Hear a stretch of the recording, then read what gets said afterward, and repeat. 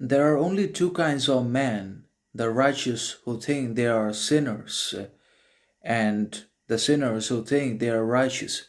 Meaning, there has actually always been a fundamental paradox and an unsolvable problem regarding the human condition, and it's not just our want and desire for the unachievable, unattainable, inaccessible, and the worthless in validation, approval, attention, success, money all the time. And it's certainly also not our obsession with and over the past, and our basically insistence upon the future, and not having the power, the ability to live in the present with absolute consistency, character, agency, action, demeanor, endeavor.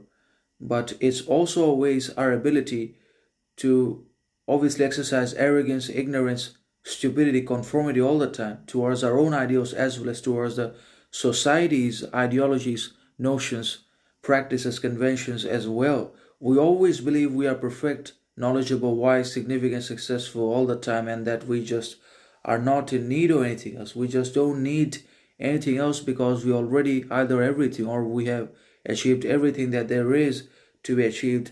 Obviously, that is ignorance, arrogance that is speak, and that is a fundamental problem with the modern society that is always convinced of its greatness, significance, authenticity, individuality, when in reality it's always dependent, ignorant, arrogant about itself, and it constantly compares and compete itself against the others for attention, approval, money, success, and essentially everything else that's dependent and transitory and worthless and conditional, anyways. So, obviously, there are people who always believe they are righteous and that they are also sinners, that they are sinners because they are righteous, and there are also those who always believe they are sinners who believe that they are righteous. So this is very paradoxical, but this is real. We are convinced that we're always right and that the others are sinners, and that the others are great and we are sinners.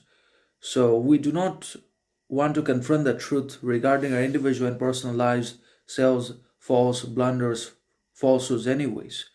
We want to be able to keep running and moving away from the truth, avoid the truth and the reality, inevitably only to be confronted by it, anyways.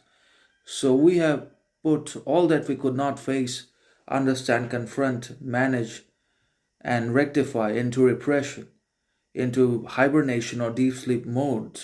But we're going to have to confront all that because it's going to come back and